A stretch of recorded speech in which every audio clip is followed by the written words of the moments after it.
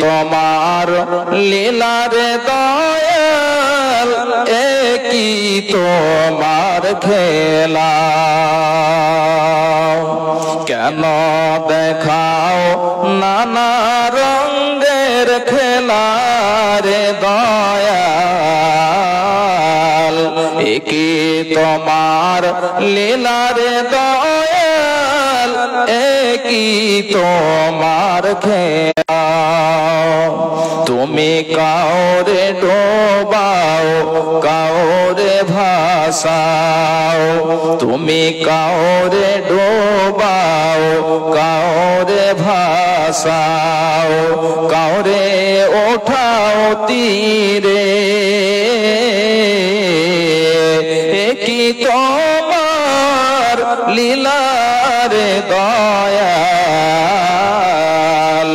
একে তোমার খেলা একে তোমার লীলার দয়াল একই তোমার খেলা তুমি কাউরে মারো কাউরে বাঁচাও কাউরে হাসাও কাউরে কাঁদাও একই তোমার লীলার দয়াল একই তোমার খেলা একই তোমার লীলার দয়াল একই তোমার খেলা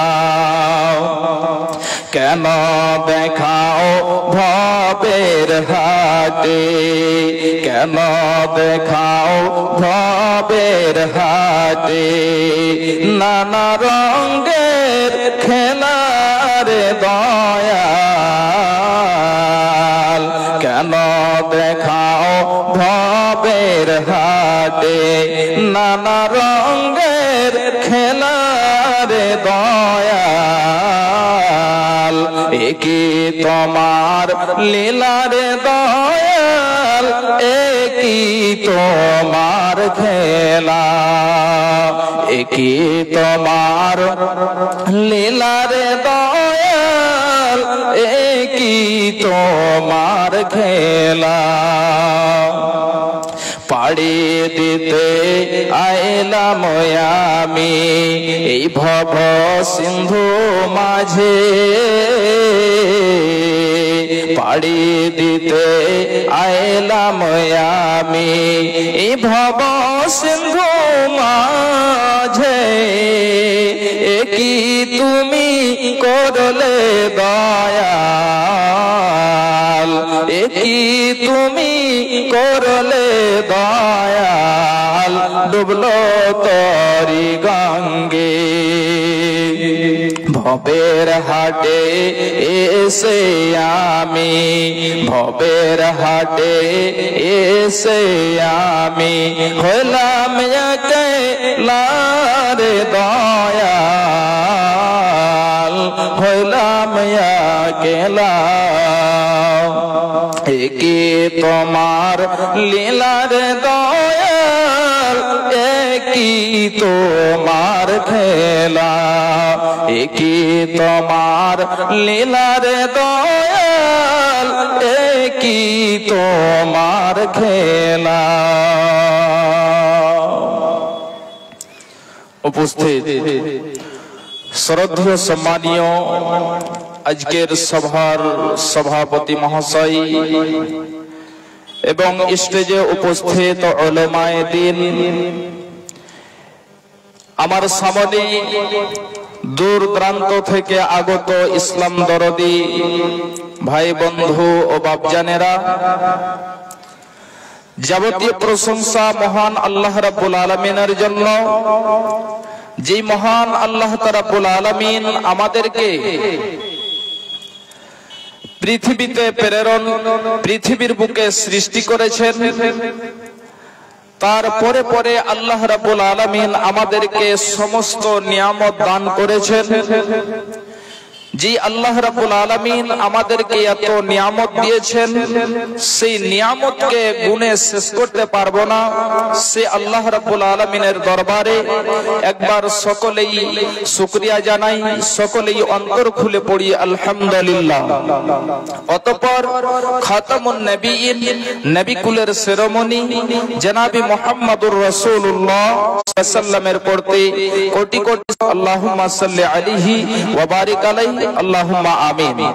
ভাইজান বাপজানেরা আমার, আজকে আমি আপনাদের সম্মুখে কুরআনে মাজিদ থেকে দুই জায়গা থেকে দুইটি আয়াত পরিবেশন করেছি এবং তার সাথে সাথে একটি হাদিসের টুকরো পরিবেশন করেছি। ইনশাআল্লাহ এই আয়াত এবং হাদিসকে কেন্দ্র করে আজকে বয়ান হবে। আল্লাহ রাব্বুল আলামিন যেন আমাদের সকলকে শোনার সঙ্গে সঙ্গে আমল করার তৌফিক এনায়েত করেন। সকলে বলুন আল্লাহুম্মা আমিন। ভাইজান বাপজানেরা আমার, সময় সংকীর্ণ এবং অনেকক্ষণ থেকে আপনারা কুরআন ও হাদিস থেকে আলোচনা শুনছেন। আমার পূর্বে শেখ খলিলুর রহমান সাহেব তিনি আলোচনা করছিলেন, তার পূর্বে আরো অন্যান্য উলামায়ে কেরাম বয়ান করতেছিলেন। আলহামদুলিল্লাহ, আপনারা সবাই মনোযোগ সহকারে শুনেছেন। আল্লাহ রাব্বুল আলামিন যেন আমাদের সকলকেই আমল করার তৌফিক এনায়েত করেন। ভাইজান বাপজান আমার, আল্লাহ রাব্বুল আলামিন পৃথিবীতে মরণ এবং জীবনকে সৃষ্টি করেছেন। মরণে জীবনে কি এমন একটা জিনিস রয়েছে যে আল্লাহ রাব্বুল আলামিন এই মরণ এবং জীবনকে সৃষ্টি করেছেন। ভাইজান আমার বাপজানেরা, আল্লাহ রাব্বুল আলামিন আমাদেরকে একটা জীবন দিয়েছেন, যে জীবনটা খুবই গুরুত্বপূর্ণ। আমাদের 50-60 বছর 100 বছরের জীবন, এই জীবনটা খুব গুরুত্বপূর্ণ। আজকে আমরা আমাদের সেই জীবনটাকে অবহেলায় কাটিয়ে দিচ্ছি, আমরা সেই জীবনটার মূল্য দিচ্ছি না। আল্লাহ রাব্বুল আলামিন কাল কিয়ামতের মাঠে মানুষদেরকে 5খানা প্রশ্ন করবেন। তার মধ্যে একটি প্রশ্ন, যে 5খানা প্রশ্নের উত্তর যতক্ষণ পর্যন্ত আপনি না দিয়ে দেবেন ততক্ষণ পর্যন্ত আপনাকে এক পা এদিকে ওদিকে নড়তে দেওয়া হবে না। তার মধ্যে 1 নাম্বার প্রশ্ন করা হবে, বান্দা বলো ওয়ান উমরিহি ফিমা আফনা, তোমার সেই বয়সটাকে, তোমার জীবনটাকে তুমি কিসে কাটিয়েছো, কিসে অপচয় করেছো। ভাইজান বাপজান আমার, আল্লাহ রাব্বুল আলামিন আমাদের যে জীবন দিয়েছেন, বয়স দিয়েছেন, এই বয়সটা যতক্ষণ পর্যন্ত আপনি বুঝিয়ে না দিতে পারবেন অতক্ষণ পর্যন্ত আল্লাহ রাব্বুল আলামিন আপনাকে ছেড়ে দেবে না। তাহলে আমাদের এই জীবনটা খুবই গুরুত্বপূর্ণ। এই জীবনটাতে আমাদেরকে নেক সালেহ আমল করতে হবে। আল্লাহ রাব্বুল আলামিন বলছেন, বান্দা শোনো, আল্লাহ তাআলা রাব্বুল আলামিন বলছেন, বিসমিল্লাহির রহমানির রহিম, الذي خلق الموت والحياة ليبلوكم أيكم أحسن عملا। আল্লাহ রাব্বুল আলামিন বলছেন যে আল্লাহ রাব্বুল আলামিন যিনি এই মত এবং জীবনকে সৃষ্টি করেছেন, যিনি মরণ এবং হায়াতকে সৃষ্টি করেছেন, এই মরণ এবং জীবনকে এই জন্য সৃষ্টি করেছেন। আল্লাহ রাব্বুল আলামিন বলছেন, লিয়াবলুয়াকুম আইয়ুকুম আহসানু আমালা। আল্লাহ রাব্বুল আলামিন বলছেন, আমি যেন তোমাদের পরীক্ষা করতে পারি। আল্লাহ রাব্বুল আলামিন তাদের পরীক্ষা করবেন। এই পরীক্ষা কিসের হবে? আল্লাহ রাব্বুল আলামিন বলছেন যে তোমাদের মধ্যে সবচেয়ে ভালো আমল কে করতে পারি। আল্লাহ রাব্বুল আলামিন মরণ দিয়েছেন, জীবন দিয়েছেন। এই মরণ এবং জীবন এই জন্য আল্লাহ রাব্বুল আলামিন বানিয়েছেন, দিয়েছেন যেন মানুষকে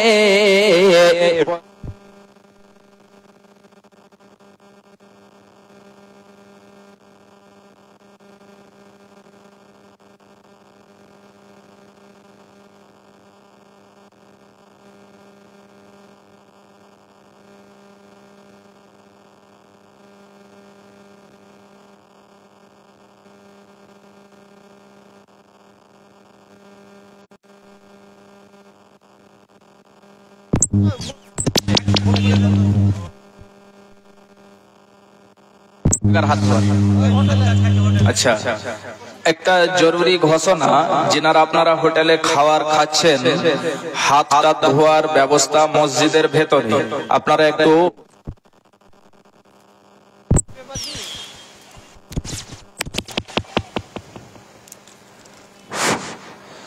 জি ভাইজান একটু দয়া করে আপনারা চলে আসুন। আল্লাহ রাব্বুল আলামিন মানুষের এই জীবন এবং মরণটাকে এই জন্য সৃষ্টি করেছেন যেন মানুষদের পরীক্ষা নিতে পারেন তার জীবনে কে ভালো আমল করছে, নেক আমল করতে পারছে। ভাইজান বাপজান আমার খুব ভালো করে শুনুন, আল্লাহ রাব্বুল আলামিন আরো বলছেন, বান্দারে শোনো, নবীজিকে কেন্দ্র করে বলছেন, হে আমার নবী, ওয়া মা জাআলনা লিবাসারিম মিন ক্বাবলিকাল খুলদ, আমি আল্লাহ রাব্বুল আলামিন তোমাদের এই জীবন, আল্লাহ রাব্বুল আলামিন নবীজিকে কেন্দ্র করে বলছেন যে হে আমার নবী, আপনার পূর্বে যতগুলো মানুষ এসেছে তাদেরকে আমি আল্লাহ রাব্বুল আলামিন সর্বদাই জীবন দান করি নাই। ভাইজান বাপজান আমার খুব ভালো করে শুনুন, আল্লাহ রাব্বুল আলামিন হযরতে আদম আলাইহিস সালাম থেকে নিয়ে যারা আজ পর্যন্ত পৃথিবী ছেড়ে চলে গিয়েছেন তাদেরকে, এবং যারা পৃথিবীতে আছেন তাদেরকেও যেন এক এক করে পৃথিবী ছেড়ে চলে যেতে হবে, এবং কিয়ামত পর্যন্ত যতগুলো মানুষ আসবে, যতগুলো লোক আসবে, তাদেরকেও যেন পৃথিবী ছেড়ে চলে যেতে হবে।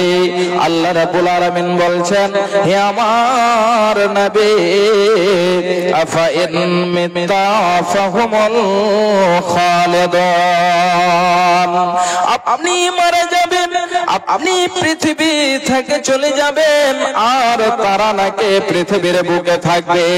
না না, এটা কখনোই হতে পারে না, কখনোই হতে পারে না, তাদেরকে পৃথিবী ছেড়ে যেতে হবে। আল্লাহ রাব্বুল আলামিন বলছেন, যার ভেতরে আত্মা রয়েছে, যার ভেতরে রূহ রয়েছে, এই প্রত্যেক নফসকে, প্রত্যেক আত্মাকে যেন মরণের স্বাদ গ্রহণ করতে হবে, মরণের স্বাদ গ্রহণ করতেই হবে, মরণের স্বাদ পেতে হবে।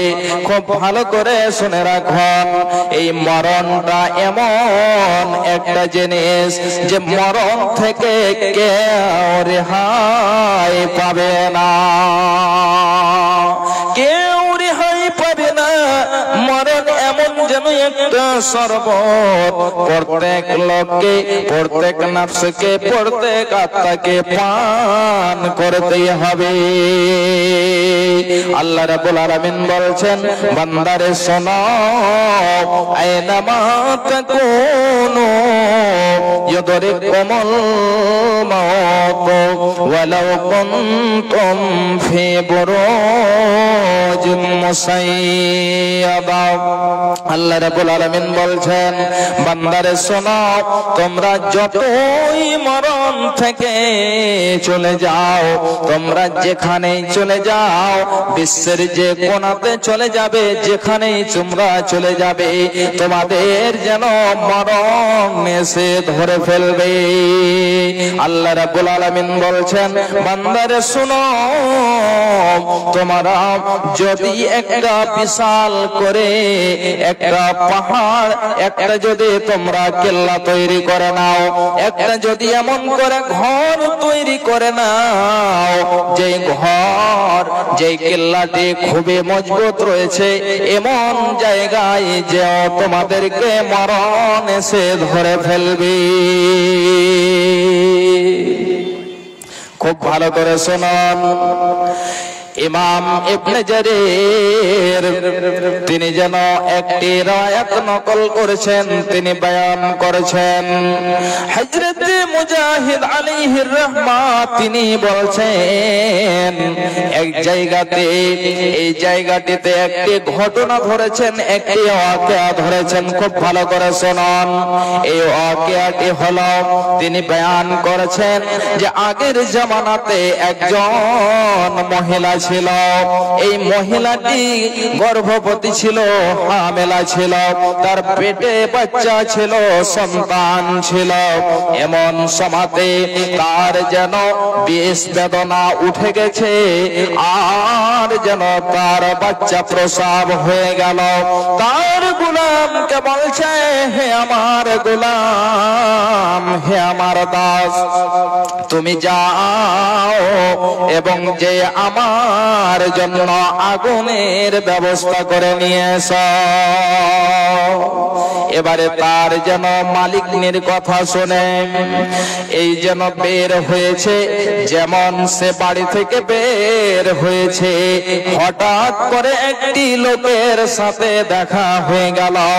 যেমন দেখা হলো, সেই লোকটি বলছে যে, হে ছেলে, তুমি বলো দেখে কোথায় যাচ্ছ? সে বলছে, আমার মালিকনির ছেলে হয়েছে, সন্তান হয়েছে, আমি আগ সঞ্চয় করার জন্য যাচ্ছে, আমি আগুন নিয়ে আসতে যাচ্ছি। এবারে ওই লোকটি বলছে, আচ্ছা বলো তো, তোমার যে মালিকনির বাচ্চা হয়েছে, সন্তান হয়েছে, এটা ছেলে হয়েছে না মেয়ে হয়েছে বলো? এবারে সে বলল যে সেটা মেয়ে হয়েছে, কন্যা জন্মগ্রহণ করেছে।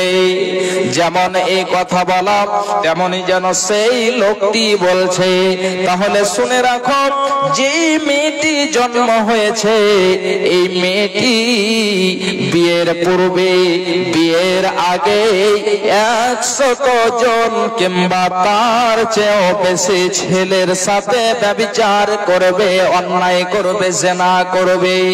এমন সমাধি, এটা একটু দেখে লড়িয়েন না,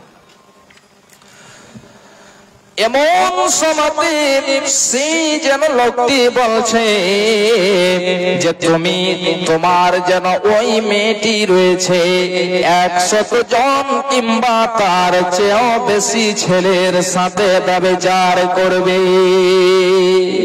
এবং শুনে রাখো, আরো দুইটি কথা আমি তার সম্পর্কে বলে দিচ্ছি। দ্বিতীয় নাম্বার কথা হলো যে ওই মেয়েটির তোমার সাথে বিয়ে হবে। 3 নাম্বার কথা হলো যে সেই মেয়েটির মরণ হবে একটি মাকড়সার দ্বারায়। তাহলে 3খানা কথা বলে দিল। 1 নাম্বার হলো বিয়ের পূর্বে 100 জন কিংবা তার চেয়েও বেশি ছেলের সাথে ব্যভিচার করবে। 2 নাম্বার হলো তার বিয়ে সেই ছেলেটির সাথে হবে যে এখন তাদের সেখানে গোলাম হিসাবে রয়েছে। দাস হিসাবে রয়েছে। যেমন এই কথা শোনাও, 100 জন ছেলের সাথে ব্যভিচার করবে এবং তার বিয়ে আমার সাথে হবে, সেই জেনে রাগান্বিত হয়ে একটা ছুরি নিল, আর এই একটা ছুরি নিয়ে এসে ওই মেয়েটির পেটকে চিরে দিল, মেয়েটির পেটকে ফেড়ে দিল, ফেড়ে দিয়ে সেখান থেকে তাকে মৃত্যু মনে করে পালিয়ে চলে গেল। এইদিকে সেই মেয়েটির মা যেন অপেক্ষা করেছে কখন আমার দাস আগুন নিয়ে আসবে। আমি আগুন নিয়ে আসতে পাঠিয়েছিলাম, এবারে সে যেন এসে দেখছে আগুন তো এখনো নিয়ে আসেনি, আমার মেয়ের যেন পেটকে চিরে দেওয়া হয়েছে, ফেড়ে দেওয়া হয়েছে। এবারে সেই মা যেন তার পেটকে বেঁধে দিল। এবারে সেই মা তার সন্তানের, তার মেয়ের চিকিৎসা করালো। আস্তে আস্তে আস্তে আস্তে ওই মেয়ে যেন ভালো হয়ে গেল, সুস্থ হয়ে গেল। ওইদিকে সেই ছেলেটি সমুদ্র পার করে অনেক দূর চলে গিয়েছে, অন্য জায়গায় চলে গিয়েছে। সেখানে যে কাজ কাম করে অনেক টাকা সঞ্চয় করেছে, মাল ধন সম্পদ ইনকাম করেছে। বহুদিন কেটে যাওয়ার পরে আবার যেন সে সমস্ত মাল ধন সম্পদকে নিয়ে চলে এলো। আসার পরে একজন বুড়ি মহিলাকে বলছে, হে আমার আম্মা, একটু বলুন তো আপনার এই যে এলাকা রয়েছে, এই এলাকার মধ্যে সবচেয়ে বেশি সুন্দরী মহিলাকে, নারীকে, মেয়েকে? এই এলাকার মধ্যে যে মেয়েটি সবচেয়ে সুন্দরী হবে, ওই মেয়েটির বিয়ে আমার সাথে করাতে হবে। এবারে খুব ভালো করে শোনা, ওই বুড়ি মা তার যেন জানা রয়েছে, শুধু তার নয়, তার এলাকাতে যত মানুষ রয়েছে এই এলাকাবাসী সবাই জানে যে ওই মেয়েটা হলো সবচেয়ে সুন্দরী।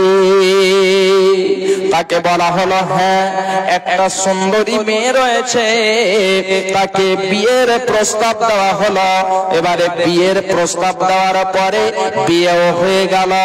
বিয়ে হয়ে যাওয়ার পরে তাকে নিয়ে আসা হলো। দুই স্বামী স্ত্রী এবারে আলাপ আলোচনা করতে লেগেছে। স্বামীকে বলছে, বিবি, হে আমার স্বামী জান, আপনি একটু বলুন তো আপনি কোথায় থেকে এসেছেন? এবারে যেন সেই বিবিকে বলছে, হে আমার অর্ধাঙ্গিনী, হে আমার বিবি শোনো, আমার যেন এই অবস্থা হয়েছিল, সম্পূর্ণ ঘটনাটি সম্পূর্ণ আঁকে বলে দিল যে এই হয়ে আমি একজন মেয়ের পেটকে চিরে দিয়ে আমি তাকে মৃত্যু মনে করে সেখান থেকে পালিয়ে গেছিলাম। বহুদিন পরে আবার আমি এই জায়গাতে ফিরে এসেছি। তার বিবি বলছে, স্বামী জান, তাহলে খুব ভালো করে শুনুন, আপনি যার পেট চিরে দিয়ে পালিয়ে গেছিলেন, আপনি যার পেট চিরে দিয়ে চলে গেছিলেন, আমি হলাম সে মেয়ে। এই যে দেখেন আমার যেন পেট চিরা রয়েছে, আমার পেট ফাড়া রয়েছে, তার এখন পর্যন্ত নিশান রয়েছে, তার কিছুগুলো দাগ রয়েছে। এবারে যখন এই কথা বলা, সেই মেয়ে যেন দেখিয়ে দিল, এই যে দেখেন স্বামী আমার পেটের এই জায়গাটা ফেড়ে দেওয়া হয়েছিল,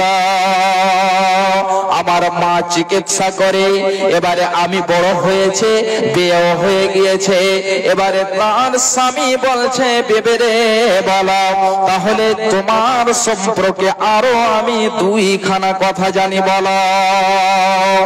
আমার বিয়ের পূর্বে তুমি কতজন ছেলের সাথে ব্যভিচার করেছ, তুমি কতজন ছেলের সাথে জিনা করেছ, তুমি একটু আমাকে দয়া করে বলে দাও। এবারে তার বিবি বলছে, স্বামী জান, এই মতো পাপ হয়েছে, গুনাহ হয়েছে, কিন্তু আমার জানা নেই, আমি তো গুনে রাখিনি কতজন ছেলের সাথে ব্যভিচার হয়েছে।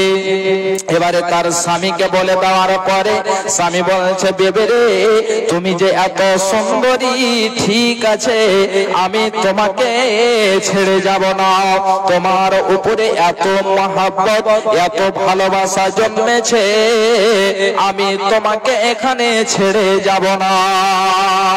এবারে বিবিকে বলছে, বেবে তাহলে শোনো, তোমার সম্পর্কে আরো আমি একটি কথা জানি, যে কথাটি হলো যে তোমার মৃত্যু একটি মাকড়সার দ্বারাই হবে। তাহলে স্বামী বলছে বিবিকে, বিবি আমার কি করা যায় বলো। স্বামী তার জন্য সংক্ষিপ্ত বলছে, স্বামী তার জন্য একটি ঘর এমন করে বানিয়ে দিল যে ঘরের ভেতরে কিছুই প্রবেশ করতে পারবে না, কিছুই যেতে পারবে না। এমন সময় ঘর তৈরি হয়ে গেল, আর বিবি স্ত্রী, স্বামী স্ত্রী দুইজন যেন বসে আলাপ আলোচনা করেছে। হঠাৎ করে দেখতে পাচ্ছে ঘরের এক কোণায় উপর দিকে একটি মাকড়সা বসে রয়েছে। এবারে স্বামীর নজর সেদিকে চলে গিয়েছে। স্বামী বলছে, আমার অর্ধাঙ্গিনী, তোমার যে শত্রু, ওই শত্রুকে দেখো, তোমার জন্য আমি লক্ষ লক্ষ টাকা খরচ করে এত সুন্দর করে বাড়ি বানিয়েছি, বিল্ডিং বানিয়েছি, তারপরেও দেখো ওই যে মাকড়সা বসে রয়েছে। বিবি বলছে, স্বামী আমার, আপনি আমার গোলামদেরকে, দাসদেরকে অর্ডার দেন, সেই মাকড়সাটিকে ধরে নিয়ে আসবে। মাকড়সাটিকে ধরে নিয়ে আসা হলো, আর সেই মহিলাটি, সেই মেয়েটি রাগে রাগান্বিত হয়ে ওই মাকড়সাটিকে জীবিত ধরে নিয়ে আসা হলো। সেই মাকড়সাটিকে যেন পায়ের আঙুল দিয়ে চিপে দিল, তাকে চিপে মেরে দিল, শেষ করে দিল। যেমন মারা ওই মেয়েটির যে মাকড়সার মধ্যে রক্ত ছিল, যে পিপ গুলো ছিল, ওই পিপ গুলো তার আঙ্গুলে লেগে গেল। যেমনই লেগে যাওয়া, তার পা যেন কালো হয়ে গেল, পা থর থর করতে লেগেছে, তার সারা শরীর যেন কালো কুৎসিত হয়ে গেল। আস্তে আস্তে আস্তে আস্তে তার সারা গায়ে, তার সারা শরীরে এই বিষ যেন ছড়িয়ে গেল। শেষের সমাতে ওই মেয়েটির, ওই মহিলাটির ওই অবস্থাতেই যেন মৃত্যু হলো। তাই আল্লাহ রাব্বুল আলামিন বলছেন, বান্দারে শোনো, আইনামা তাকুনু ইউদরিকুমুল মাউত, তোমরা যেখানে থাকো না কেন, মরণ তোমাদের কাছে পৌঁছাবে। ওয়ালাউ কুনতুম ফি বুরুজিম মুসাইয়াদা, যদি তোমরা একটি বিশাল করে কেল্লা বানিয়ে নাও, তারপরেও যেন মরণ তোমাদের কাছে যে পৌঁছাবে। ভাইজান, বাপজান আমার, একবার বলুন তো, আমরা আজকে যেন মুসলমান, আমরা যেন খুবই সুখে রয়েছি, আমরা খুবই সুখের জীবন কাটাচ্ছি। একবার বলুন তো, যে আমরা কতজন আজকে 5 ওয়াক্ত নামাজ পড়লাম, আজকে নামাজ ছাড়লাম। গত 30 বছর, 40 বছর, 50 বছর থেকে নামাজ ছেড়ে চলে আসছি। একবার বলুন তো আপনি যে আপনার বয়স যেন 40 বছর হলো, 50 বছর হলো, 60 বছর হলো, আপনি কখন যেন পৃথিবী থেকে চলে যাবেন আপনি কখনোই জানেন না, কখনোই বলতে পারবেন না। আপনি কেন সারা পৃথিবীর মানুষ বলতে পারবে না যে সে কখন পৃথিবী ছেড়ে চলে যাবে? ভাইজান আমার, আজকে আমরা নামাজ ছাড়লাম, রোজাকে ছেড়ে দিলাম, যত রকম নেক আমল রয়েছে ছেড়ে দিলাম, এই পৃথিবীর জীবনটাকে প্রাধান্য দিলাম, এই পৃথিবীর যেন মায়া মহাব্বতকে প্রাধান্য দিলাম, আখিরাতকে যেন আমরা ভুলে গেলাম। তোমরা রেখো গো স্মরণ, একদিন হবে যে মরণ। তোমরা রেখো গো স্মরণ, একদিন হবে যে মরণ। শয়তান তোমাদের শত্রু বটে বলে নিরঞ্জন। তোমরা রেখো গো স্মরণ, একদিন হবে যে মরণ। শয়তান তোমাদের শত্রু বটে বলে নিরঞ্জন। তোমরা রেখো গো স্মরণ, একদিন হবে যে মরণ। প্রথম নবী জান্নাতে ছিলেন, সঙ্গে নি হাওয়াকে পেলেন। প্রথম নবী জান্নাতে ছিলেন, সঙ্গে নি হাওয়াকে পেলেন। চক্রান্ত করিয়া শয়তান খাওয়ালো গন্ধ।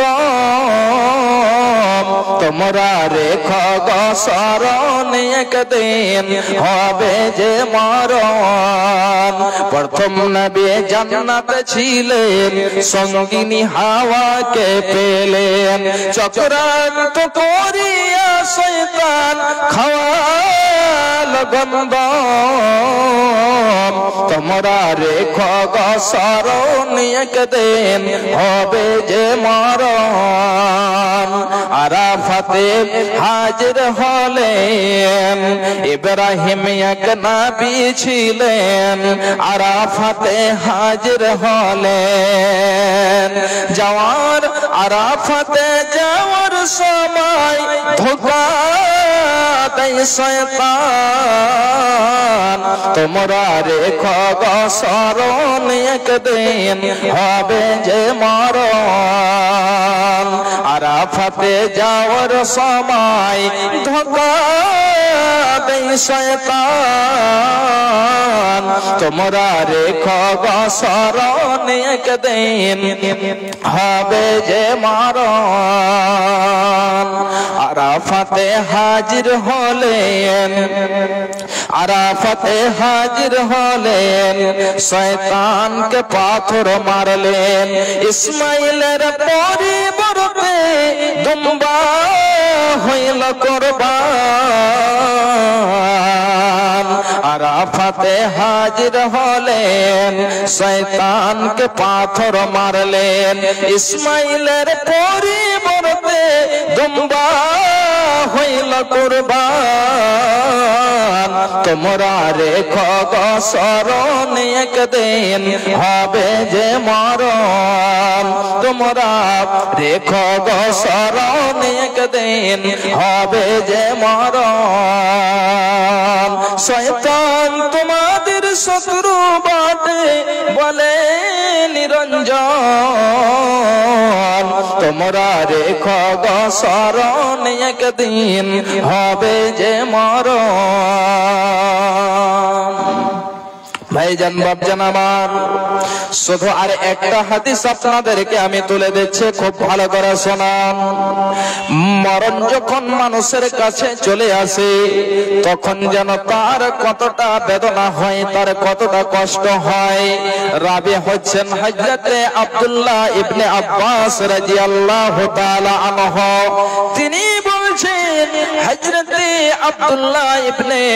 হযরতে আব্দুল্লাহ বিন আমর ইবনুল আস তিনি বলছেন যে আমার যেন আব্বা এই কথাটা বলতেন যে মানুষের যখন মরণ হয় তখন আমার ইচ্ছা হয় যে আমি যে তাকে জিজ্ঞাসা করি যে তার মরণের সময় কেমন যন্ত্রণা হয়, কেমন বেদনা হয়। এবারে হযরতে আব্দুল্লাহ তার পিতা হযরতে আমর ইবনুল আস কে বলছেন, হে আব্বাজান,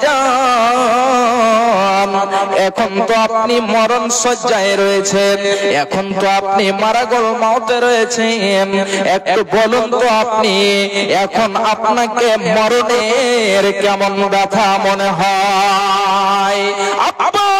আপনি কথাটা বারবার বলতেন যে আমি মানুষের কাছে যে জিজ্ঞাসা করি এমন সমাতে যে সমাতে তার যেন মৃত্যু হচ্ছে, সে মরণ শয্যায় রয়েছে। এবারে আব্বা আপনি বলুন যে আপনাকে কেমন মনে হচ্ছে?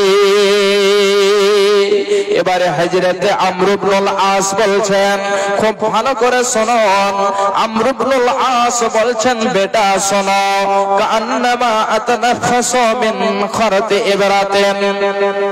আমর ইবনুল আস বলছেন, বেটা এই যে দেখো আমার নাক রয়েছে, মনে হচ্ছে আমি নাক দিয়ে নয়, মনে হচ্ছে একটি আমি সুয়ের ছিদ্র দিয়ে নিঃশ্বাস নিচ্ছে, শ্বাস নিচ্ছে। বেটা আমার এই যে দেখো বিশাল বড় নাক তুমি দেখতে পাচ্ছ, কিন্তু আসলে এই নাক দিয়ে নয় বেটা, মনে হচ্ছে আমি একটা সুইয়ের ছিদ্র দিয়ে নিঃশ্বাস নিচ্ছি। শুধু তাই নয়, হযরতে ইমাম যাহাবি তিনি বলছেন, আল্লামা যাহাবি তিনি বলছেন যে হযরতে আমর ইবনুল আস যেন এই কথাটা বলতেন যে মানুষের মরণের সময়তে জ্ঞান থাকে, মানুষ যেন কথা বলতে পারে, মানুষ যেন সমস্ত কিছু বুঝতে পারে, তারপরে মানুষের কি হয়ে যায় যে মানুষ যেন মরণের কথাটা বলতে পারে না। মানুষের যে বুকের মধ্যে, মানুষের যে বুকের ভেতরে মরণের যে জ্বালা যন্ত্রণা থাকার পরেও মানুষ বলতে কেন পারে না? তার ছেলে এসে আব্বাকে বলছে, আব্বা হে আমর ইবনুল আস, আপনি বলেন তো আপনাকে এখন কেমন মনে হচ্ছে? এমন সময়তে আমর ইবনুল আস বলছেন, বেটা এই যে দেখো মদিনার বুকে যে রাজওয়া নামক পাহাড় রয়েছে, এই পাহাড়টি মনে হচ্ছে আমার বুকের উপরে চাপিয়ে দেওয়া হয়েছে। বেটারে আমার বুকের উপরে মনে হচ্ছে রাজওয়া নামক পাহাড় রয়েছে এবং পাহাড়ের নিচে আমি যেন দেবে রয়েছে। শুধু তাই নয় বেটা, এই যে দেখো আমার পেট, মনে হচ্ছে পেট কাঁটা দিয়ে যেন পরিপূর্ণ করে দেওয়া হয়েছে, আমার পেট যেন কাঁটায় পরিপূর্ণ রয়েছে। শুধু তাই নয় বেটা, এই যে দেখো আমার নাক, আমার নাক দিয়ে নয়, মনে হচ্ছে আমি একটা সুয়ের ছিদ্র দিয়ে শ্বাস নিচ্ছি। তাহলে একবার বলুন, এমন যেন বিখ্যাত সাহাবী হযরতে আমর ইবনুল আস তিনি যদি এই কথাটা বলেন, বেটারে আমার মনে হচ্ছে বুকের উপরে একটা রাজওয়া নামক পাহাড় চাপিয়ে দেওয়া হয়েছে, বেটারে এই যে দেখো আমার পেট মনে হচ্ছে কাঁটা দিয়ে পরিপূর্ণ রয়েছে, বেটারে আমি নাক দিয়ে নয় একটি সুইয়ের ছিদ্র দিয়ে শ্বাস নিচ্ছি। তাহলে একবার বলুন তো যে আমাদের কি অবস্থা হতে পারে? ভাই আমার, আমার মা, আমার বোনেরা, আমাদের সমস্ত কিছু পৃথিবীতে থেকে যাবে, আমাদের সমস্ত কিছু পৃথিবীতে পড়ে থেকে যাবে, আমাদের সঙ্গে কিছুই যাবে না। ভাইজান আমার, বলার শোনার অনেক কিছু রয়েছে, অনেক কুরআন হাদিস রয়েছে, যে মাশাআল্লাহ আপনারা সকলেই জানেন যে আজকে এই যে দ্বীনি সভা করা হয়েছে, কিছু কোরআন ও হাদিসের আলোচনা শুনবো, কিছু নিব এবং দিয়ে যাব। ভাইজান বাপজান আমার বক্তা অনেক আছেন এবং আপনাদের আকাঙ্ক্ষিত যে বক্তা ওনারাও এসে অবশ্যই উপস্থিত আছেন, খালি সময়ের অপেক্ষা, সময় হলেই আপনাদের কাছে উপস্থিত হয়ে যাবেন, চলে আসবেন। আমাদের সভাপতি সাহেব জামিয়া ইসলামিয়া ভোলকির মুফলেহুন মাস্টার মুফলেহুন সাহেব তিনি 800 টাকা দিয়েছেন। মাশাআল্লাহ জাযাকাল্লাহ হায়াকাল্লাহ। একে দেখো বান্দা তোমার এখানে তে ছিল 800 টাকা মাওলা তোমার রাহে দিল, এ দানের দান মাওলা করো গো কবুল, মিটাইয়া দাও আল্লাহ জীবনের ভুল, আমিন আল্লাহুম্মা আমিন। ভাইজান বাপজান আমার সময় অনেক হয়ে গেছে, তাহলে আজকে আমি আপনাদের কাছে বেশি নয়, আমাদের সমস্ত কিছু ছেড়ে পিতা মাতা চলে গেছেন, আত্মীয় স্বজন চলে গিয়েছেন, আমাদের মাল ধন সম্পদ আছে, আল্লাহ রাব্বুল আলামিন আমাদেরকে ধনট্টশীল বানিয়েছেন, অনেক টাকার মালিক, অনেক জায়গা জমির মালিক আজকে পৃথিবীতে যেন আমরা রেখেছি, আমাদের কাছে আছে। আল্লাহ রাব্বুল আলামিনের কৃপায় আমরা অনেক সুখী রয়েছি। আগে শুনতাম যে আগের মানুষ দিনে একবার খেয়েছে, হয়তো একদিনে একবারও খাবার জুটেনি, কিন্তু এখন মানুষ যদি চায় তাহলে যেন দিনে 3 থেকে 4 বার যবার ইচ্ছা হবে খেতে পারবে। আল্লাহ এমন মানুষদেরকে সুখী করেছেন। ভাইজান বাপজান আমার বেশি নয়, আমি 5টা জন 1000 করে চাইবো আল্লাহর ওয়াস্তে, 5 জন 1000 টাকা করে। অনেক জনের পিতা কবরবাসী হয়েছেন, অনেক জনের মাতা কবরবাসী হয়েছেন, অনেক জন চলে গিয়েছেন আত্মীয় স্বজন, আমাদেরকেও চলে যেতে হবে। ভাইজান বাপজান আমার আসুন একটি করে 1000 টাকা 5 জনের কাছে, বেশি আমি চাইবো না, এবং 500 করে টাকা 10 জন ব্যক্তি, 10 জন আল্লাহর বান্দা একটু আসুন।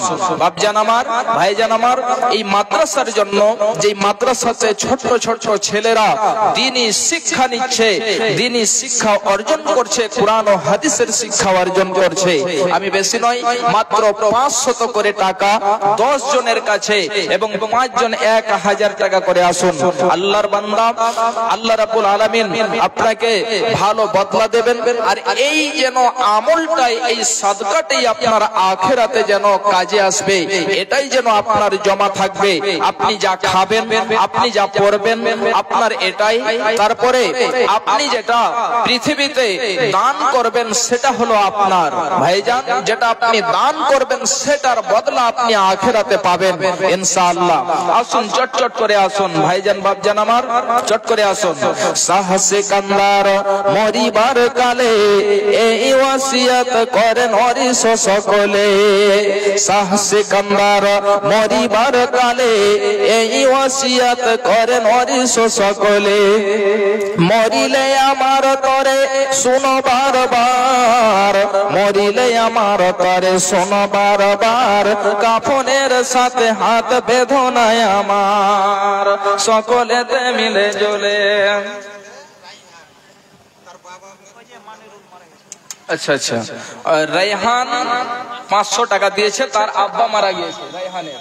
আল্লাহ দেখো তোমার বান্দা রেহান ছোট্ট ছেলে, একজন 500 টাকা দিয়েছে আর একজন 500 টাকা দিয়েছে, 2 জন 500 করে দিয়েছে।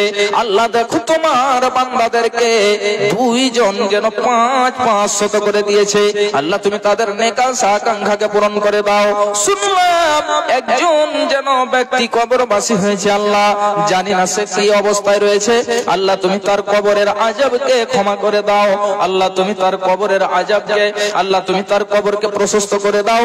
আল্লাহ তুমি তার কবরে জান্নাতের বিছানা বিছিয়ে দাও। রব্বানা তাকাব্বাল মিন্না ইন্নাকা আনতাস সামিউল আলিম, আমিন আল্লাহুম্মা আমিন। আসুন 2 জন হয়েছে 500 করে, আর আমি 10 জন চেয়েছি 8 জন। আল্লাহর বান্দা আল্লাহ রাব্বুল আলামিন আপনাদেরকে খুব ভালো রেখেছেন, 8 জন মাত্র 500 করে, বেশি নয়। আসুন দাদু আমার, ভাইজানেরা, বাপজানেরা আসুন।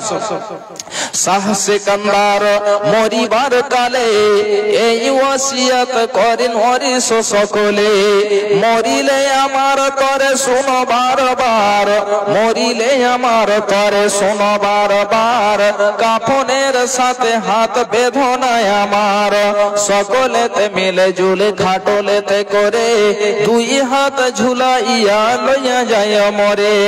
এই হাল দেখে মর যত মাখলুকাত, এই হাল দেখে মর যত মাখলুকাত, আফসোস করিবে আর কহিবে এবার। সাত মুলুকের বাদশা, সাত মুলুকের বাদশা সিকান্দার ছিল, সকলে থাকিল আজ খালি হাতে গেল। ভাইজান বাপজান আমার, এমতো আমাদেরকেও খালি হাতে চলে যেতে হবে, আমাদের সঙ্গে কিছু যাবে না।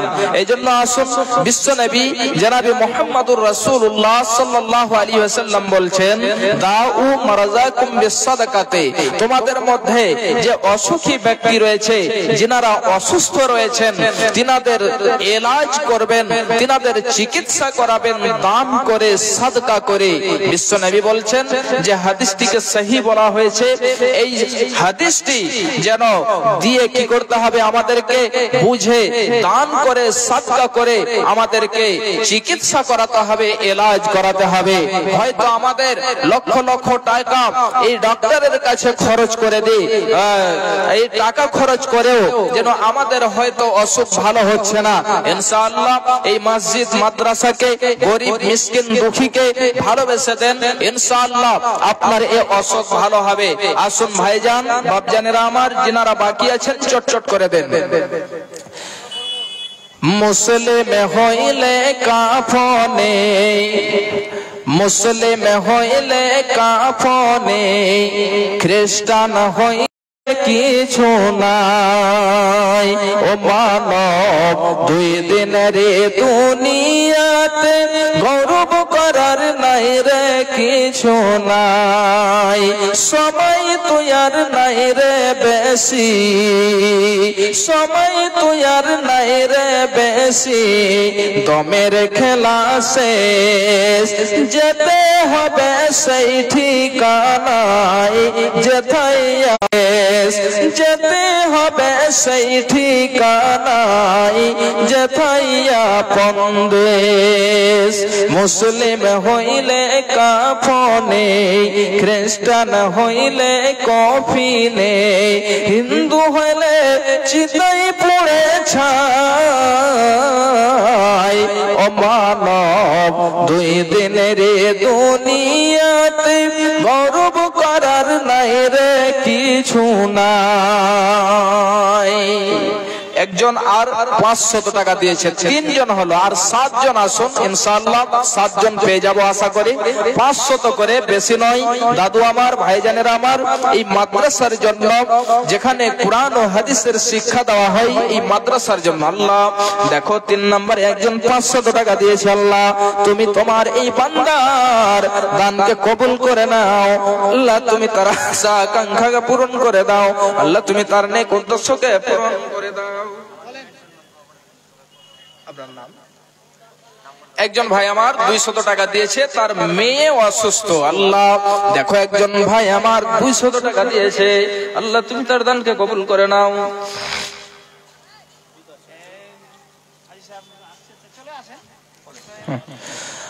আল্লাহ তুমি তার দানকে কবুল করে নাও। শুনলাম তার মেয়ে যেন অসুখ রয়েছে, আল্লাহ তুমি তাকে সেহাতে কামেলা আজলা দাও। আজবিল বাসরা বান্না সুসফান রাসাফিলা সিফা ইল্লা সিফাওকা সিফাত লা ইউগাদিরু সাকামা, আমিন আল্লাহুম্মা আমিন। আসুন 3 জন হয়েছে 500 করে, 4 নম্বরে ইনশাআল্লাহ পাবো। আসুন চট করে আসুন ভাইজান আমার, বাপজান আমার, আসুন। সাকিম 500 টাকা, মাশাআল্লাহ। আল্লাহ দেখো 4 নম্বরে একজন সাকিম, আল্লাহ 500 টাকা দিয়েছে, আল্লাহ তুমি তার দানকে কবুল করে নাও। কেউ কথা বলছে, সংক্ষিপ্ত কথা বলতে।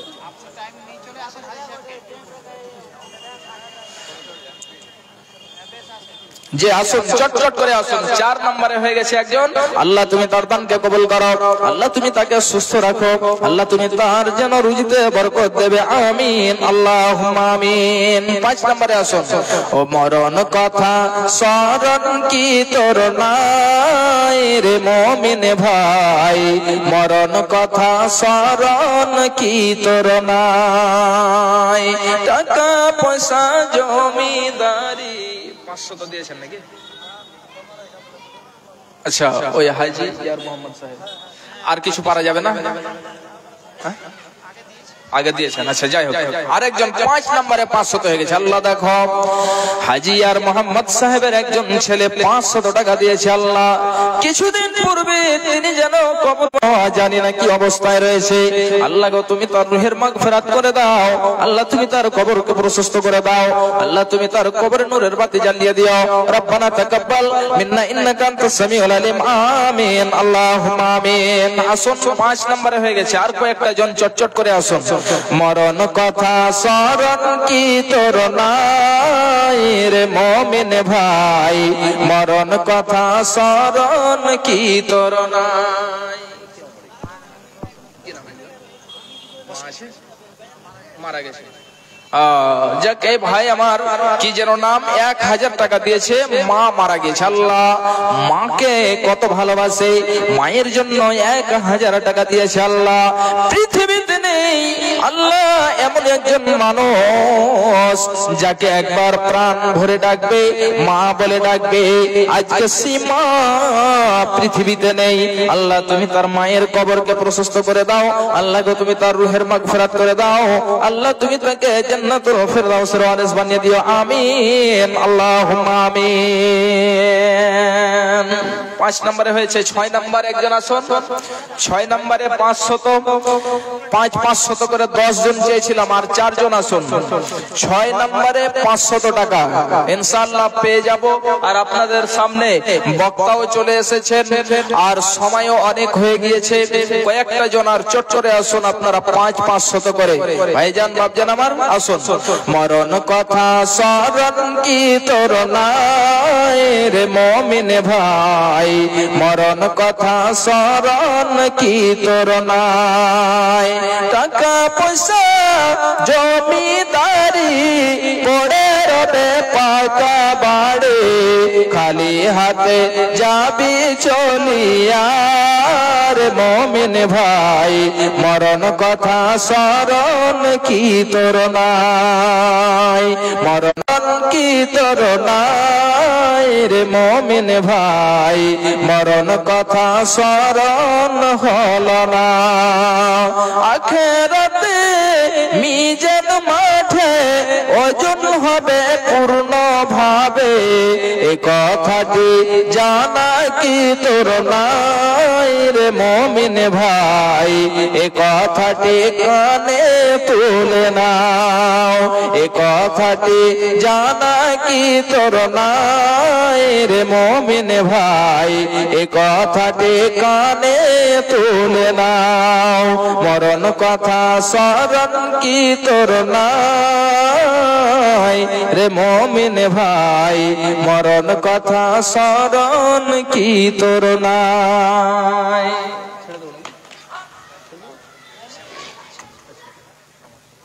ভাইজান আমার 6 নম্বরে একজন আল্লাহর বান্দা আসুন।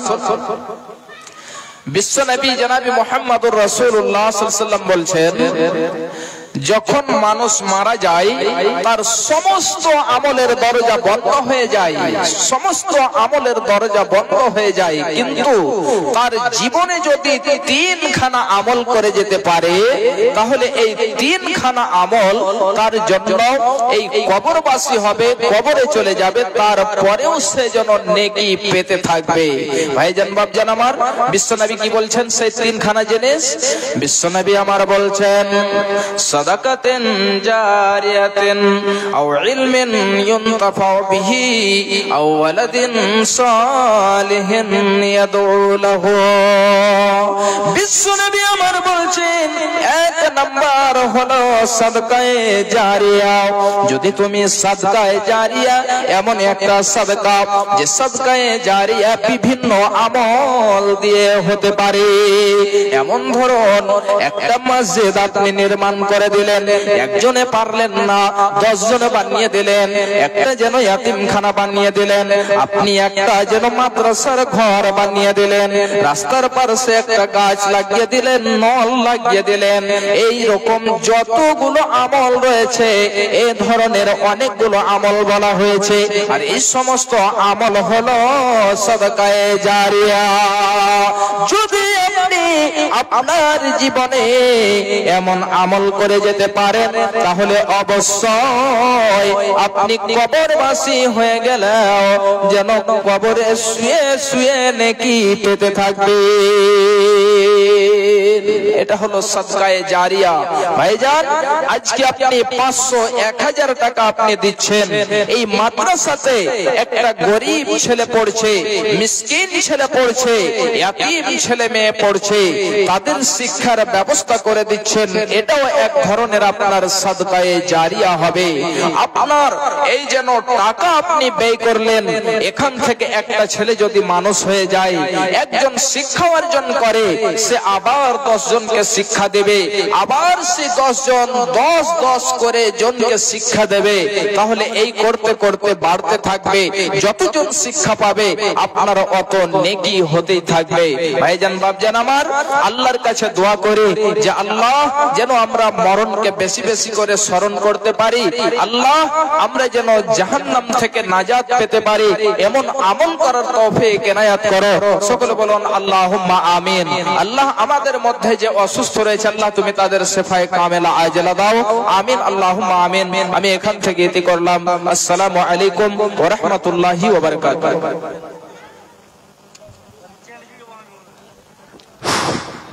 আসসালামু আলাইকুম ওয়া রাহমাতুল্লাহি ওয়া বারাকাতুহু।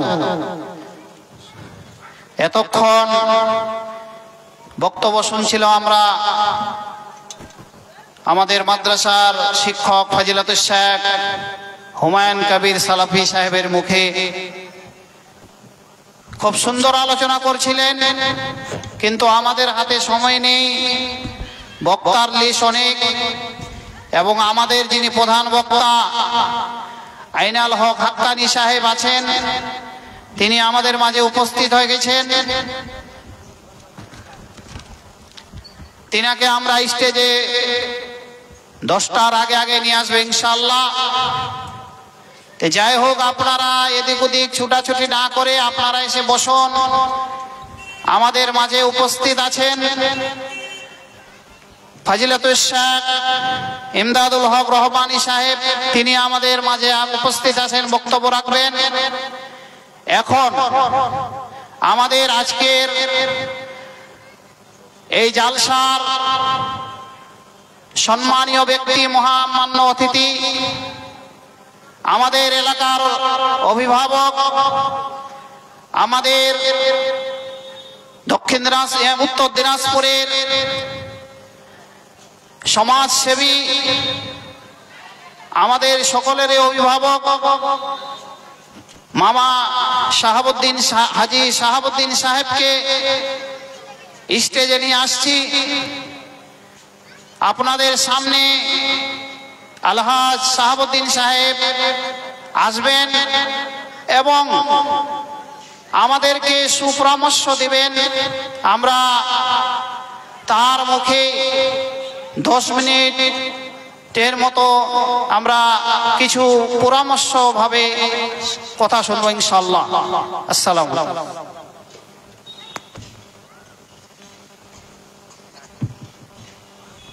ঠিক আছে।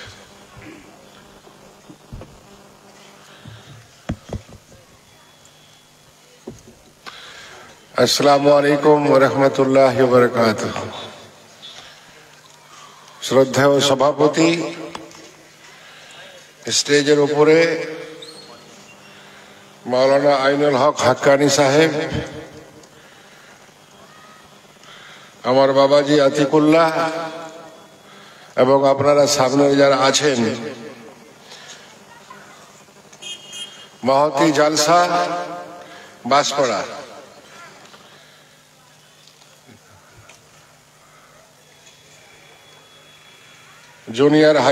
জুনিয়র মাদ্রাসা আহমদিয়া সালাফিয়া এর উন্নতি কল্পে আমি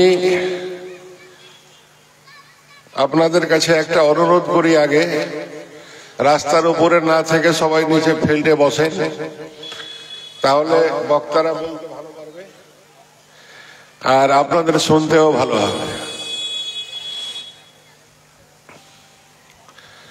আমরা যে দেশে বসবাস করি, দেশের নাম ভারতবর্ষ, যে প্রভিন্স যে স্টেটে থাকি বাংলা, পশ্চিম বাংলা, আমাদের মাতৃভাষা বাংলা, কিন্তু আমরা আমাদের লড়াইটা ঠিক মতো দিতে পারি না বলে শিক্ষাই অনেক পিছিয়ে পড়ে আছে। আমাদের দেহাত গাঁও বস্তিতে যারা আছি, বেশিরভাগ তারা শিক্ষায় অনেক পিছিয়ে আছি। এর জন্য সরকার যতটুকু দায়ী, আমরাও অতটুকু দায়ী। আমরা চেষ্টা করছি, সরকারের যে এখন স্কুলের অবস্থা, শুধু মিড ডে মিল নিয়ে স্কুল হয়, লেখাপড়া আগের মতো আর নেই, আগের মতো মাস্টারও নেই, আগের মতো ছাত্রও নেই। তিন জায়গায় আমাদের অসুবিধা। আগের শিক্ষক যারা ছিল, আমরা যখন পড়েছি প্রাইমারি স্কুলে বা দমোহনা হাই মাদ্রাসায়, আমাদের 2 দিন কোন রকম ভাবে স্কুল যদি কামাই হয়েছে, তো আমার গার্জেনের কাছে খবর দিয়েছে স্কুলের মাস্টার মশাই যে আপনার ছেলে স্কুলে আসে না। বাবা জিজ্ঞেস করতো আমাদের স্কুল কেন যাসনি, হয়তো মিথ্যা কথা বলেছি, রাস্তায় খেলার জন্য সেদিন স্কুলে যায়নি। কিন্তু আজকের মাস্টাররা ভাবে কি স্কুলে ছাত্র না আসলেই বাঁচি, কারণ এই মিড ডে মিল সব সব ক্ষতি। মিড ডে মিলটাই আমাদের সমাজের সব থেকে বেশি ক্ষতির জায়গায় গেছে। এখন মাস্টার ভাবছে ছাত্র যত কম আসবে, হাজিরা বেশি দেখিয়ে কিছু টাকা আমি বাঁচাবো। সরকার ভাবছে স্কুল যদি 50 দিনের জায়গায় 70 দিন বন্ধ হয়, তাহলে আমার মিড ডে মিলটা বাঁচলো। এই মিড ডে মিলের দামটা কত এটা কিন্তু আমরা জানি না। স্কুল একদিন যদি বন্ধ থাকে পশ্চিম বাংলার, তাহলে 10 কোটি টাকার উপরে মিড ডে মিল বাঁচে। বুঝাতে পেরেছি? 10 কোটি টাকার উপরে সরকারের টাকা বাঁচে। তার জন্য সরকারও চাইছে স্কুলে যত ছাত্র কম হোক তত ভালো। আমরা দমোহনা হাই মাদ্রাসায় যতগুলো ছেলে আর মেয়ে লেখাপড়া করে, তাতে আপনার 70 থেকে 75টা শিক্ষকের কম আছে। আমরা মডিতে যাওয়ার পরে আমার managing committee member Mohammad Selim বসে আছে, আপনার গ্রামের ম্যানারুল বসে আছে, এরা জানে সবাই। আমরা বডিতে যাওয়ার পরে 3 বার সরকারের কাছে দরখাস্ত করেছি, আমার স্কুলে শিক্ষক কম, শিক্ষক দেওয়া হোক। মাদ্রাসা বোর্ডে কোনো হেলদোল নেই। তার জন্য আপনার ছেলেকে কিভাবে তৈরি করবেন, আপনাকে রাস্তা ঠিক করতে হবে। এই জন্য এই গ্রামের মাদ্রাসাগুলো খুব প্রয়োজন। এই জন্য ভুলকি প্রাইমারি স্কুলের ছাত্র আমি, তখন আর এখন ফারাক আছে। তখন মুফলেহন বন্ধুলাল মাস্টার ছিল, বিজয় সিংহ ছিল, তখনকার শিক্ষক আর এখনকার শিক্ষকের ফারাক আছে। এই মুফলেহন মাস্টার আমার শিক্ষক। আমরা স্কুলে একদিন যদি না আসতাম তাহলে অন্য ছাত্রকে দিয়ে আমাকে মাঠ থেকে ধরে নিয়ে আসত। তাহলে ওই শিক্ষক আর এই শিক্ষকের ফারাকটা এখানে। মাদ্রাসাগুলো এই জন্য আমি অনুরোধ করছি আপনাদের চালাতে, এটা প্রাইভেট, আপনাদের চাঁদা দিয়ে, ওসুরের ধান দিয়ে, জাকাতের পয়সা দিয়ে, মসজিদের চাল দিয়ে আপনাদেরকে এই মাদ্রাসাটা চালাতে হবে। এখানে কিন্তু সরকারি কোনো পয়সা আসবে না। তো লাভটা কি? আপনার ছেলে যে স্কুলে গিয়ে 5টা ঘন্টা কাটাবে, তো ওটা বিফলে যাবে না। ওটা আপনার ছেলে ওই 5 ঘন্টা স্কুল থেকে বাড়ি যখন আসবে, 5টা অক্ষর অন্তত পক্ষে ওর কলমের মধ্যে ভরে আসবে। এই জন্য এই মাদ্রাসাগুলোর এখন বেশি বেশি প্রয়োজন। আমি ধন্যবাদ জানাই কচড়াওয়ালাকে। আমাদের এলাকায় সর্বপ্রথম 1986 সালে শিশুভিত্তিক মাদ্রাসা তৈরি করেছে, আগে কচড়া। তারপরে ওর দেখা দেখি প্রায় গ্রামে কিন্তু হয়েছে, এখন প্রায় গ্রামে শিশুভিত্তিক মাদ্রাসা হয়েছে।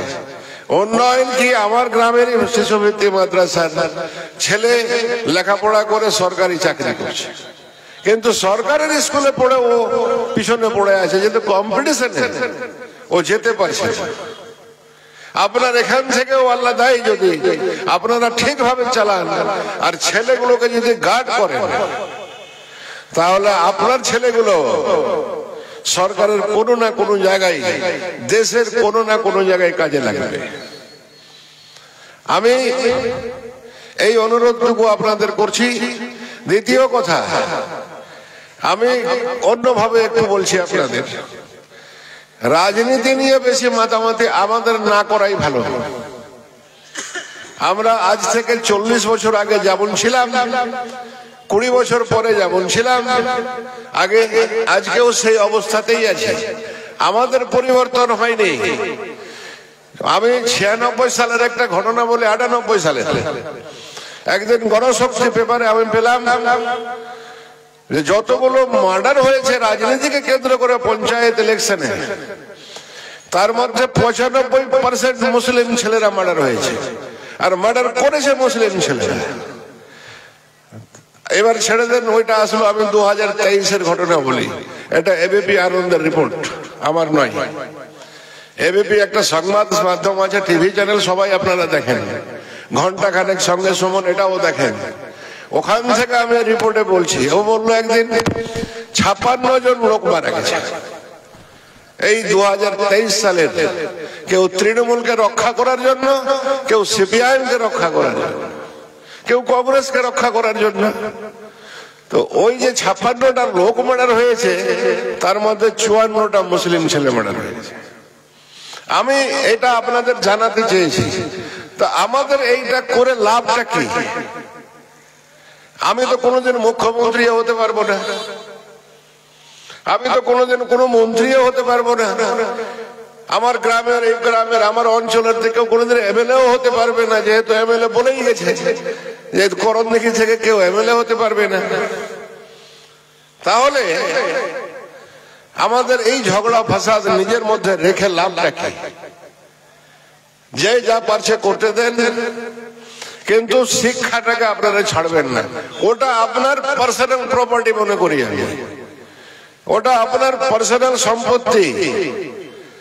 আমার পকেটে 10,000 টাকা আছে, আমি ভুলকেই যাব, আমি বাড়ি যাব, রাস্তায় কেউ টাকাটা কেড়ে নিতে পারে, কিন্তু হাদিস আর কোরআন এবং আমি বাংলায় যেগুলো আমার মুখস্থ আছে, ওটা কারো বাবার ক্ষমতা নেই আমার কাছ থেকে কেড়ে নেবে।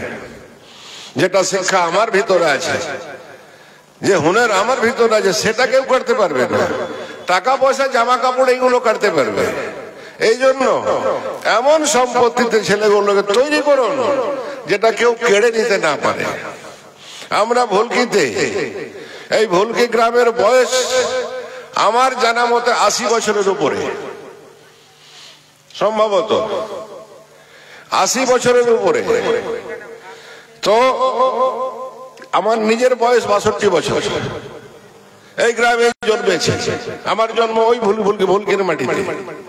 তাহলে আমার বাবা আগে এসেছে, তা আমার বাবার আগে ওই গ্রামে অন্য লোক এসেছে। এই জন্য আমি অনুমান 80 বা 80-র উপরে 100 হতে পারে।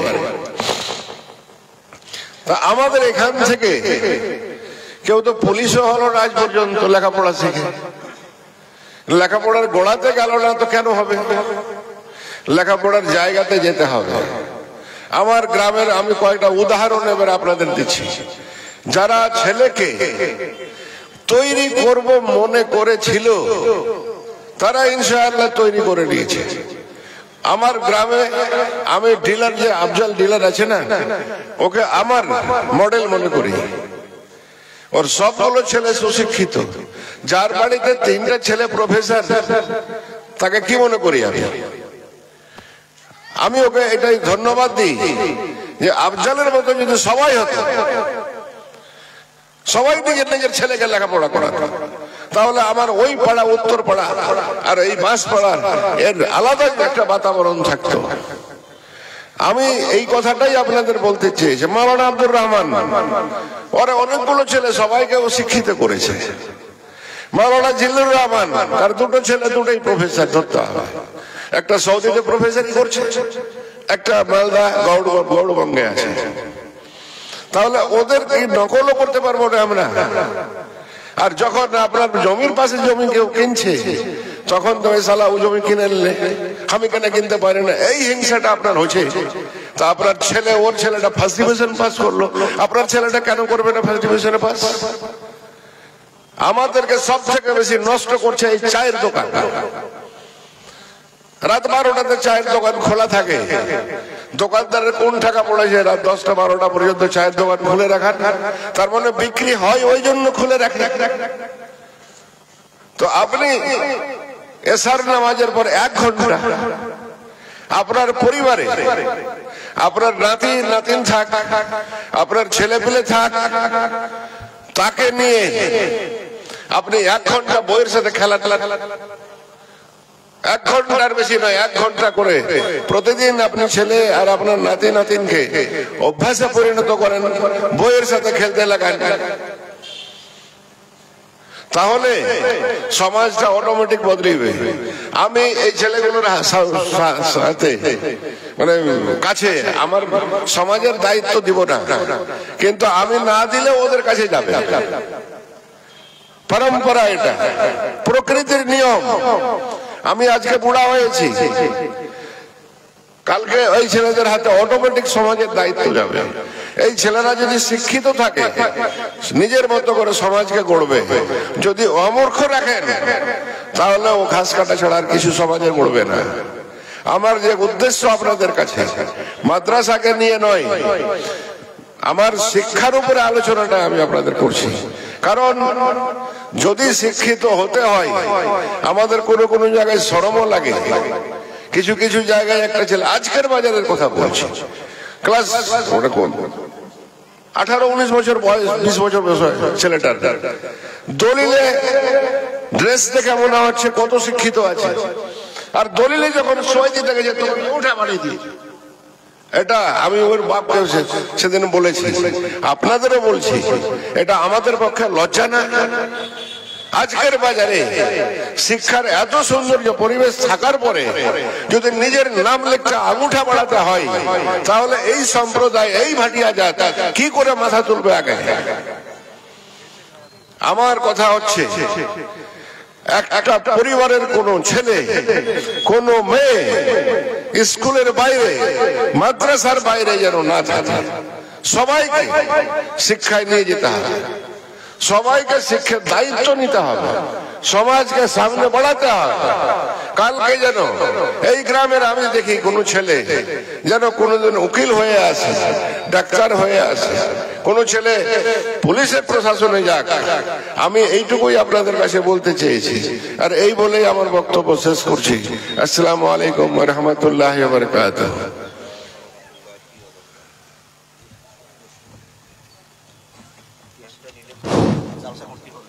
আসসালামু আলাইকুম ওয়া রাহমাতুল্লাহ। মাশাআল্লাহ, এতক্ষণ আমাদের হাজী সাহেব, সমাজসেবী হাজী শাহাবুদ্দিন সাহেব আমাদেরকে উপদেশ দিচ্ছিলেন, পরামর্শ দিচ্ছিলেন। আল্লাহ তাআলা তেনার এই মেহনত, এই তেনার পরামর্শ কবুল করুক এবং তেনাকে ভালো বদলা দান করুক, আমিন। এখন আমাদের বক্তা এখানে উপস্থিত আছেন, একটু আমি সকলকে অনুরোধ করব আপনারা সকলেই প্যান্ডেলে চলে আসবেন। আমাদের বক্তা উপস্থিত, তিনি এখন বক্তব্য আরম্ভ করবেন। বর্তমান আমাদের এখন বক্তা উপস্থিত আছেন ফজিলাতুল শেখ জনাব ইমদাদুল হক রহমানী রহিমি সাহেব, দক্ষিণ দিনাজপুর। তেনার বক্তব্য আরম্ভ হবেন। তার আগে সকলকে আমি অনুরোধ করব আপনারা অনুগ্রহ করে দোকান বাজারে না থেকে প্যান্ডেলে উপস্থিত হয়ে যান। দিনী মাহফিল, দিনী মজলিসে এসে উপকৃত হবেন। এতে আপনার কয়েকটি লাভ। যদি আপনি এখানে আসেন, বসেন, তাহলে ফেরেশতা রহমতে ঢেকে নেবে, আল্লাহর রহমত বর্ষিত হবে এবং হতে পারে আল্লাহ তাআলা আপনাকে ক্ষমা করবে। এই সম্পর্কে অনেক রকম হাদিস আছে, আপনারা শুনে হবেন। কোনো দিনে মাহফিলে যদি বসে থাকেন বা আপনি যতই বড় গুনাহগার হন না কেন, যদি দিনে মাহফিলে চলে আসেন, যেই জায়গাতে দিনে আলোচনা হচ্ছে সেই জায়গায় যদি উপস্থিত হয়ে যান, তাহলে আল্লাহ তাআলা সমস্ত লোককে মাফ করে এবং সেই মজলিসের সমস্ত লোককে ক্ষমা করার সাথে সাথে কোনো খারাপ লোক যদি উপস্থিত হয়ে যায় তাহলে তাকেও আল্লাহ তাআলা ক্ষমা করেন। এ সম্পর্কে বিখ্যাত হাদিস আছে একটি, সহিহ বুখারী এবং মুসলিম শরীফের হাদিস, যে একজন লোক যদি পাশে দিয়ে হেঁটে যায় এবং দেখে যে এখানে একটি দ্বীনি মজলিস আছে, আমি একটু বসে যাই। বসে গেলে ফেরেশতাকে আল্লাহ তাআলা জিজ্ঞাসা করেন যে এরা কারা ছিল। তখন ফেরেশতারা উত্তর দেন যারা তোমার দিকে আদকার করছিল। তখন আল্লাহ তাআলা বলেন যে তোমরা সাক্ষী থাকো, আমি মজলিসের সমস্ত লোককে ক্ষমা করে দিলাম। তখন ফেরেশতারা উত্তর দেন যে মজলিসে এমন কিছু লোক ছিল বা এমন একটা লোক ছিল যে তার পাশে দিয়ে যাচ্ছিল, তার ওখানে বসার ইচ্ছে ছিল না, গুনাহগার লোক, কিন্তু সে অটোমেটিক বসে গেল। তখন তারপরে আল্লাহ তাআলা বললেন বা বলেন আর কি, যে উলাইকাল কওমু লা ইয়াশকা জালিসুহুম, এই এমন একটা কওম এটা যারা তাদের সাথে বসবে তাদের আমি মাহরুম করব না, বঞ্চিত করব না, আমি সবাইকে ক্ষমা করব। তো যতই বড় গুনাহগার হোক না কেন, যদি মজলিসে বসে যান তাহলে আল্লাহ সমস্ত মজলিসকে আল্লাহ তাআলা ক্ষমা করে দেন, যতই বড় গুনাহগার হোক না কেন। অতএব আমি অনুরোধ করবো সকলে মজলিসে চলে আসেন। আমরা গুনাহগার ব্যক্তি, আমাদের গুনাহ ক্ষমার প্রয়োজন রয়েছে। অতএব যদি মজলিসে বসে যান তাহলে ইনশাআল্লাহ আমাদের গুনাহ ক্ষমা করবেন। এখন বক্তা চলে এসেছেন, তিনি ইনশাআল্লাহ বক্তব্য আরম্ভ করবেন। অনুগ্রহ করে মজলিসে চলে আসেন। বক্তা ইমদাদুল হক রহিমি সাহেব, তিনি আলোচনা আরম্ভ করছেন। আসসালামু আলাইকুম ওয়া রাহমাতুল্লাহি ওয়া বারাকাতুহু। এই কথা শোনার পরেও কি আপনি দাঁড়িয়ে থাকবেন? ও যুবকেরা, এত সুন্দর একটা হাদিস শোনার পরও যে আপনি দাঁড়িয়ে আছেন, এটাই তো সবচেয়ে লজ্জাকর কথা। পৃথিবীর বুকে শ্রেষ্ঠ আমরা মুসলমান, আর আমাদের পরিচয় দেখুন। যাক, আলহামদুলিল্লাহ ওয়া নাস্তাঈনুহু ওয়া নাস্তাগফিরুহু ওয়া ونعوذ بالله من شرور أنفسنا ومن سيئات أعمالنا، من يهده الله فلا مضل له ولا هادي له، وأشهد أن لا إله إلا الله وحده لا شريك له، وأشهد أن محمدا عبده ورسوله، أرسل